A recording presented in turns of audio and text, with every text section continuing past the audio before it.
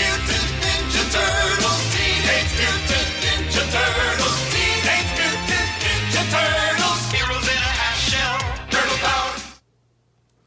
Hey Ninja Turtle collectors, this is CJ here, back with another prototype lesson. I hope everybody's doing okay out there in this crazy world with everything going on, but I figured maybe this would be a good time to do one of these and just people might be interested in taking a break from the real world. So today we're going to talk about protomolds or prototype molded figures. So what part of the process would this be?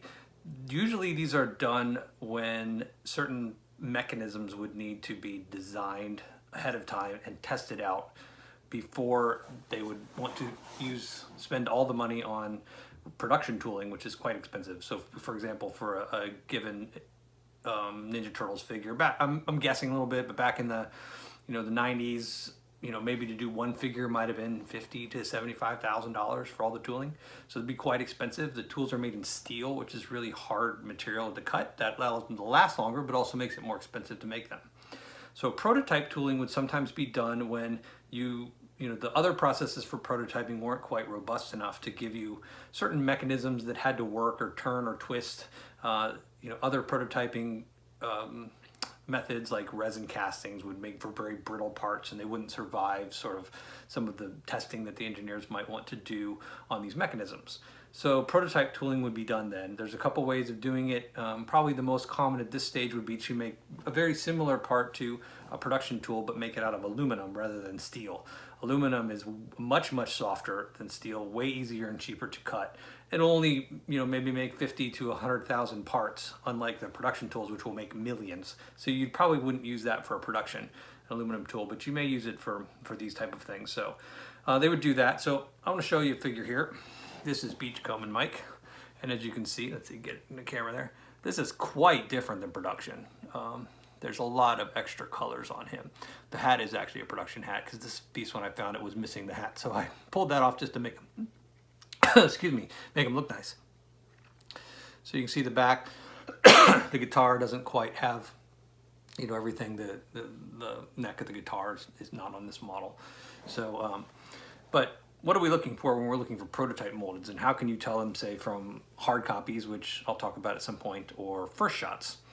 So hard copies would tend to never be hollow, first of all. They're solid resin chunks. They'd be quite heavy. This feels weight-wise more like a production figure than it does a hard copy. You put the hard copy next to this in your hand and you would definitely know which one was which, even with your eyes closed, because the hard copies are so much more dense and heavy and not hollow.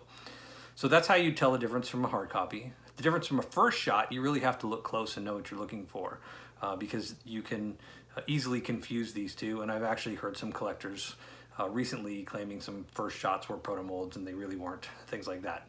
One tell is a protomold will never, ever have dates on it. You don't do that kind of etching to this kind of steel. It's never meant to go out to the public, so there'd be no reason to waste time putting copyright dates on it.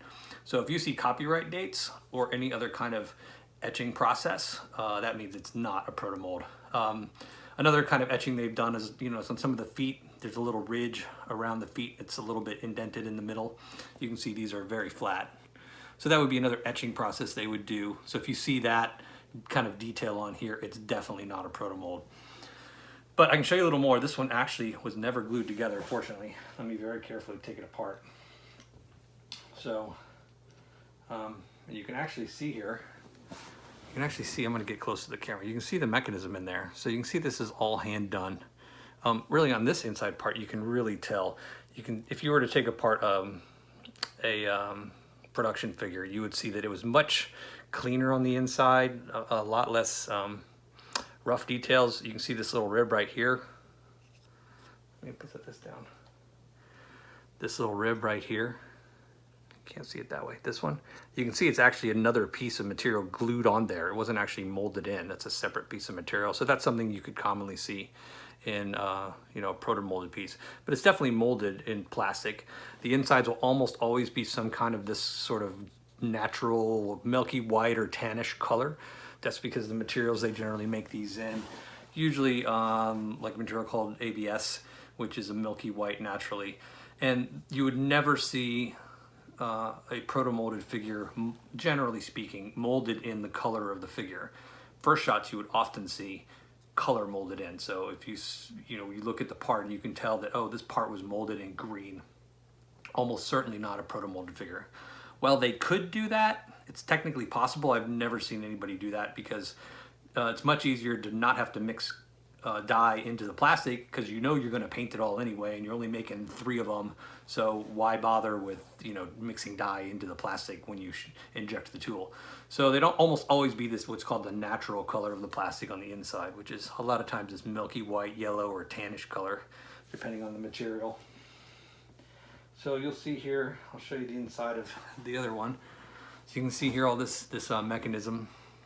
It's not really a mechanism here, but they were testing out the squirting feature, running the pipes, making sure they squeezed it would squirt out of the mouth.